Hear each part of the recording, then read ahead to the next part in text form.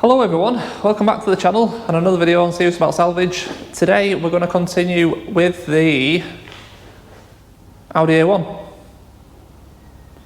I'm hoping in this video to get this thing back on the floor on all four wheels. So basically we need to sort out the suspension damage.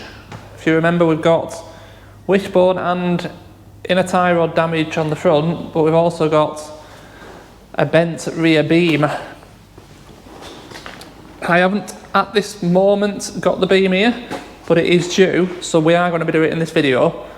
We'll just do it over 2 days. I'm hoping it's supposed to be coming tomorrow, so I'm hoping it's here early enough to be able to fit it. And I'm not expecting there to be too much difficulty in changing that rear beam. And yeah, bottom wishbone and inner tie rod aren't going to be difficult, so it should be a pretty straightforward video really. But it's just a case of getting it off this ramp.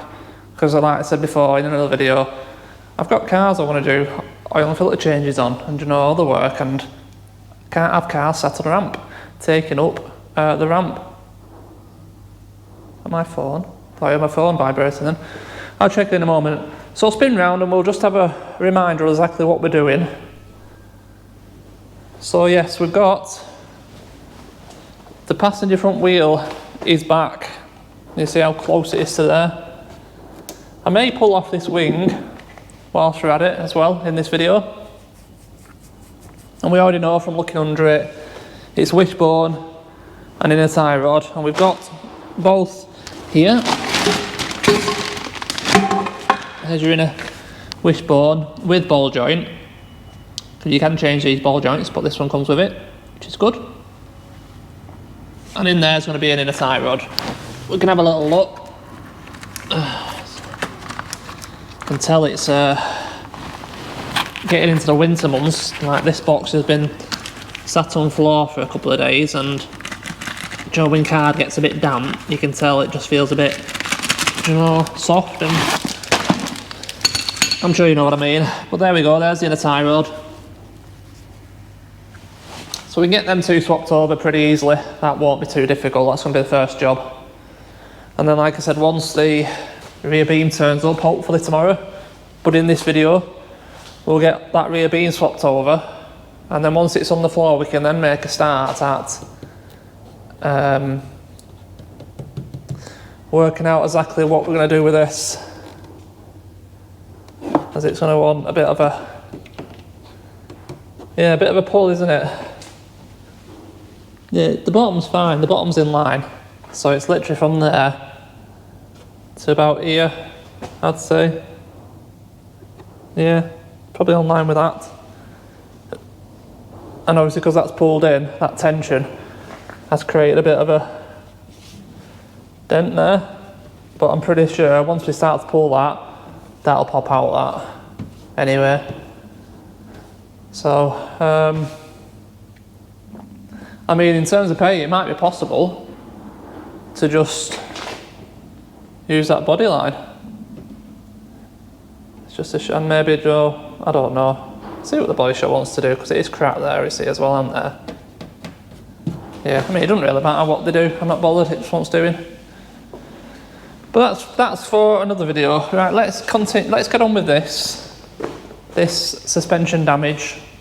Sort out the front wheel, and then yeah, we'll have to come back tomorrow and do the rear beam hopefully. So I'll get some time lapse going for you so you can have a watch of what's going on. Right, just a couple of things before we do start. Going off the two videos where we did no time lapse, it's become apparent that the majority of people do want time lapse.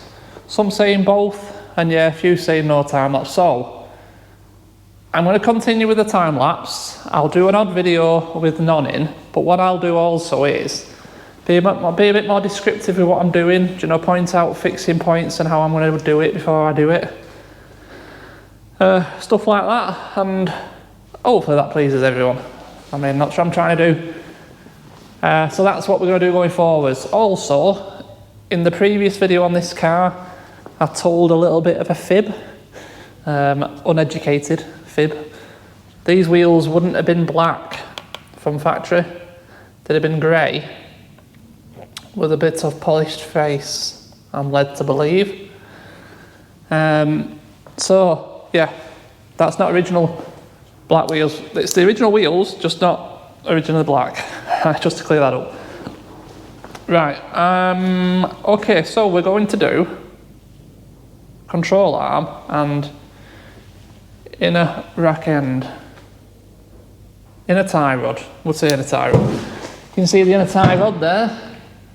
So these, the easiest way to do it is drop the track rod end out the hub, that bolt, and then you undo that nut, spin the track rod end off the end, and then you've got to remove that rubber boot, and in there you can grab hold of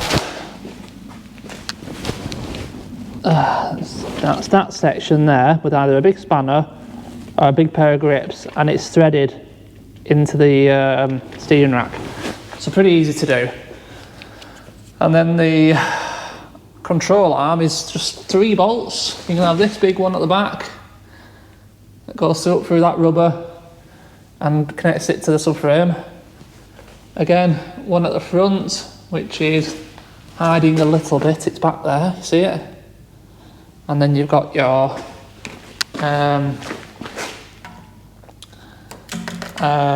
Christ, I've just said the name just before. Ball joint fixing into the hub. I said you can undo the 3 nuts and leave the ball joint in place, but we've got a brand new ball joint, so we might as well fit it. And that one is very rusty, and it's got a washer under it for some reason. So yeah, I mean, the impact could have damaged the ball joint anyway, so you might find if you left it on, it would be knocking going down the road. So we've got a new one, we're going to fit it.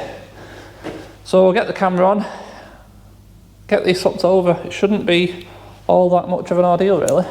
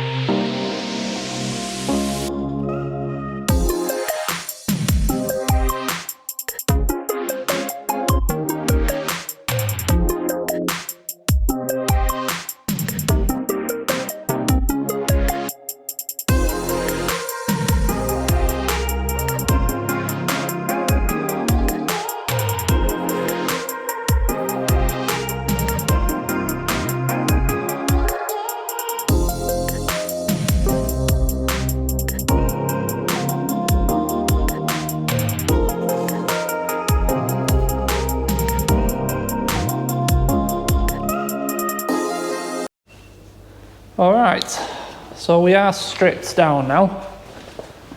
We've got our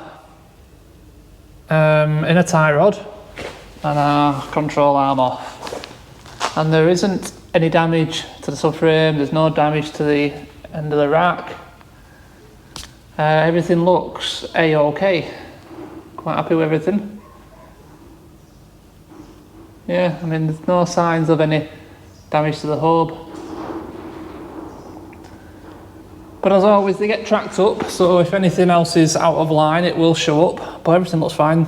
Yeah, strut looks fine. Drop link. Disc is nicely corroded, but it may clean up, a bit of use. But it will need an MOT, so like, everything will get tested. Anything that doesn't work properly anymore will get replaced. So, I mean, all there is now to do is put the other two new ones on. That's our control arm, nicely bent in the middle, and the rear bush had started to separate. Yeah, that had a bit of a whack, that, hasn't it? Not the worst we've seen, that's for sure. But yeah, all okay. We need a splash guard for this corner. I think I said that in the last video anyway. But I mean, yeah, no damage to the sill. This wing's getting changed. I mean, we will have a look behind there at some point, but I very much doubt there's anything. It's not broke, the splash guard in that area. All good. I mean, the control arm came off easy, you saw that. But this boot, I had a real wrestle with getting that boot off the end of the steering rack. But we've got it, so yeah, I'll get that built back up now. Off camera, you've seen as much as I think you need to see. And when we come back, hopefully I will have the rear axle, and we can get on then with the back end of it.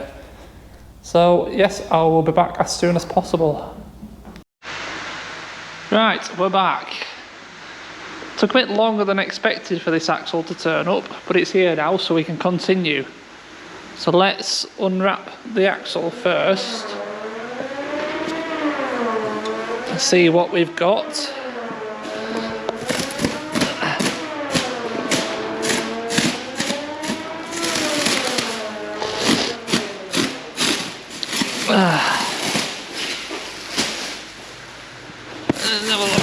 Let's have a look. Now,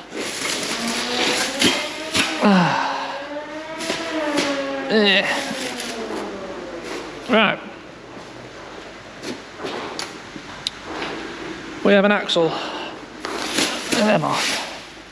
It's a little bit rusty on the ends.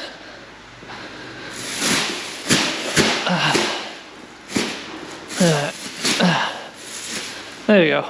We have an axle. I mean, it looks the same. It's off the same car, so should be fine. Obviously, they've snipped everything, but I wasn't expecting anything else, so that's all okay. Right.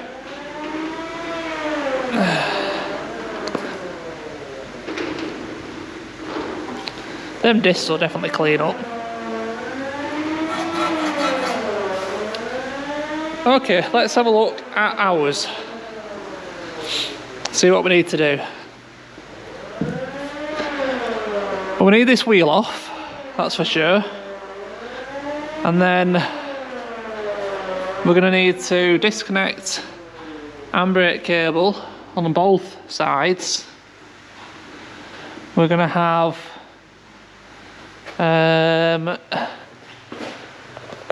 wheel speed sensor and then the brake lines to disconnect. So what might be best if I just take the calipers off and leave them in place for now.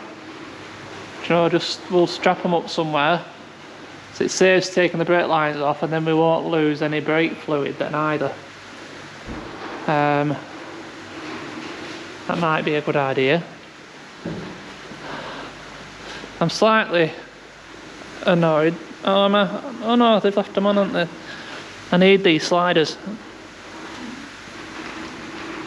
That's fine. I need the sliders.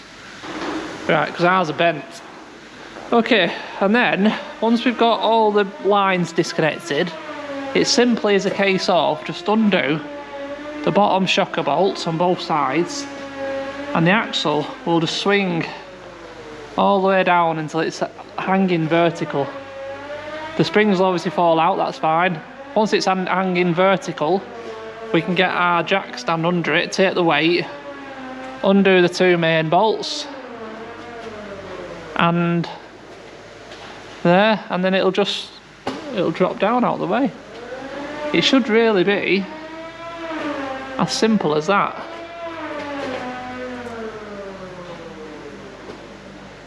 I don't know if that's a fixed on bracket up there. That might be the only tricky bit. Yeah, but no, it's not going to be difficult. Shouldn't be difficult at all. Right, let's get some camera footage rolling and let's get this thing down and dropped off.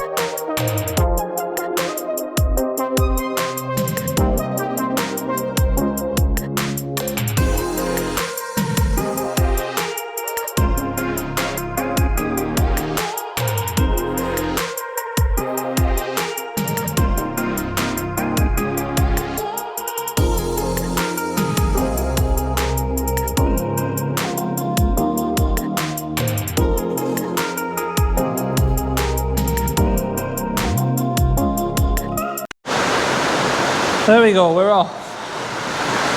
It's raining pretty hard at the minute, so I do apologise about the noise if you can hear it. It is quite noisy in here. And there we go. It wasn't that difficult, it was just a bit tricky to get the bushings out because as it went down, they kind of binded up at an angle. It's a bit hard to explain really, but it needs to go in really straight up pretty much. So old one's out. We're going to be putting this one up. As you can see, it's pretty much same here. The bushings are different, but I've just measured them and they are the same size, so I can't see why that's going to make any difference. We might as well strip off these old brake lines and the old speed sensor cables first. Yeah.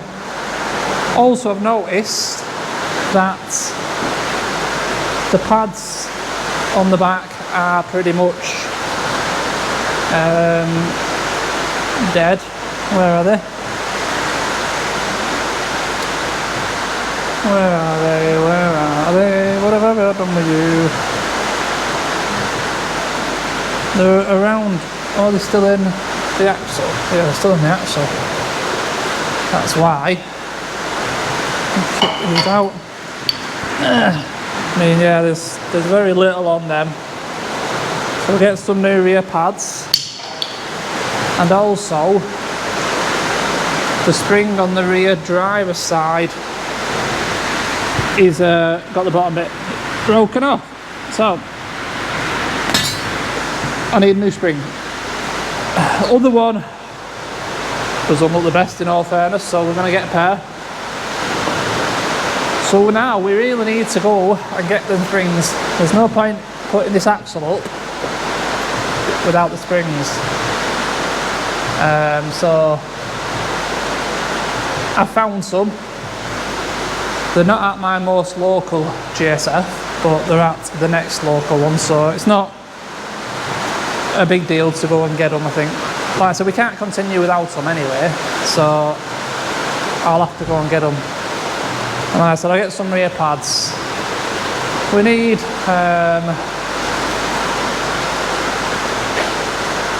an oil and filter for this, don't we? Might as well get that at the same time.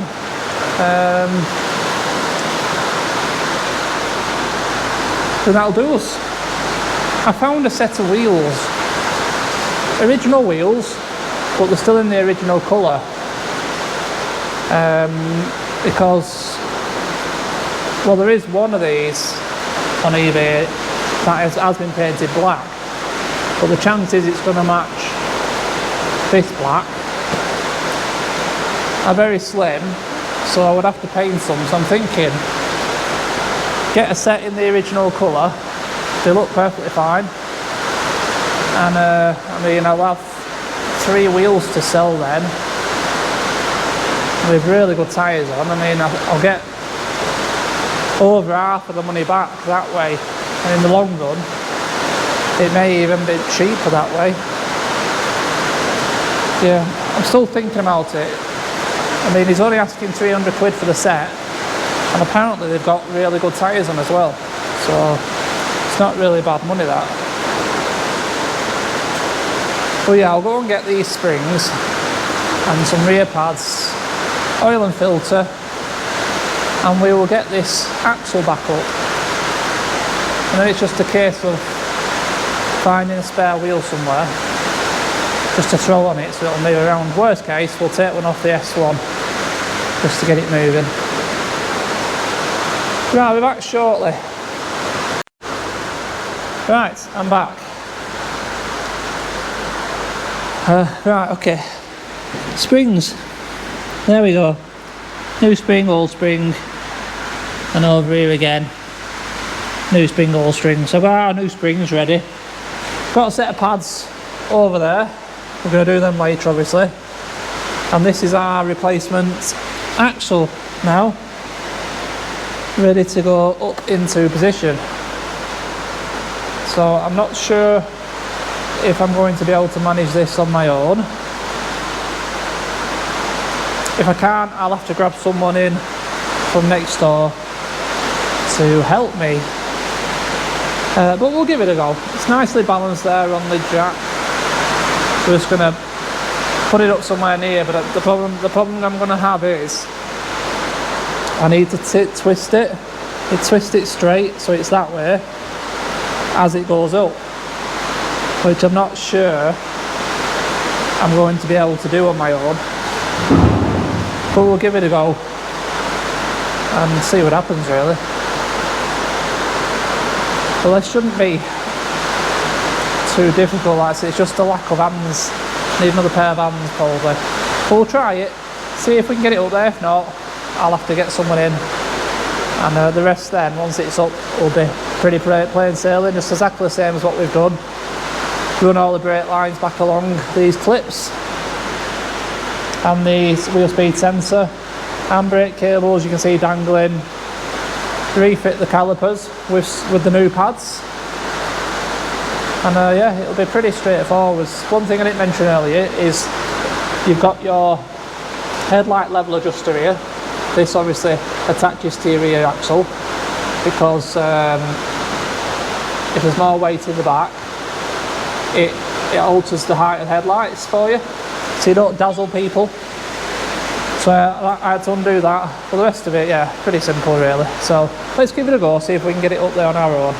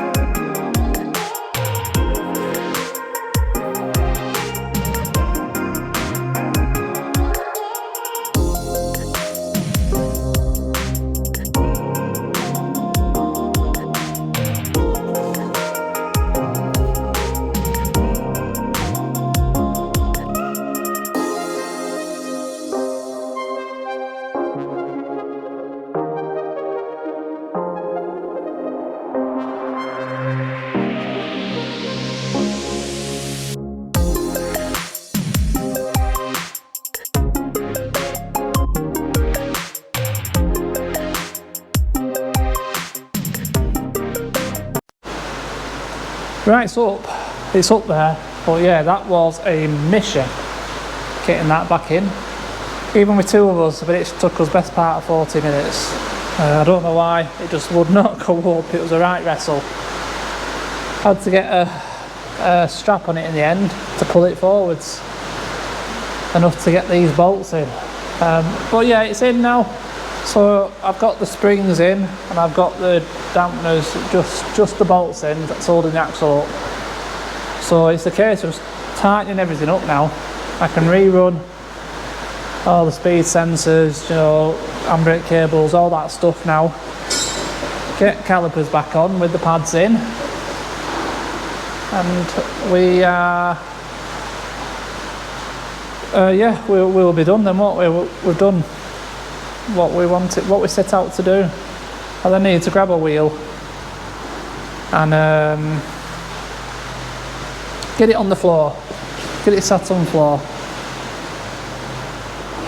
Right, I will persevere now and just get all that done, and we'll come back for a little look at the end with it on the floor and hopefully driving under its own power. So we don't know if this gearbox is good yet. There's no reason why it won't be. Looks perfectly fine. So yeah, I'm sure it's fine. But we will test it. We'll test it. So right, I'll get on with this lot and I'll update you shortly. Right, there we go. We are back on the floor for the first time on all four wheels. It is a nice looking car, this, actually, a really nice looking car. Tell you what, I'm really struggling to find the other corner to that. I really am. That's what's holding me up. And I found a spare just to throw on there for the time being. So there we go. Good looking car. Right, so now next up, in the next video, we're going to be probably having a go at pulling this out and repairing this, aren't we? I really need a side skirt, but that's good enough to use as a guide. And yeah, I need to find a wing and a bumper corner. And it's looking like I'm going to have to buy just the one wheel because he's just come back to me and they haven't got the set anymore. So I'm going to have to buy one and paint it. And if it doesn't match, I'll have to paint the other three as well. I'd have to stay black. But yeah, we've come a long way with this, haven't we? It weren't running when we got it, and it was missing a wheel. So yes, excellent, really happy. Right, that's it for this video. I hope you've all enjoyed.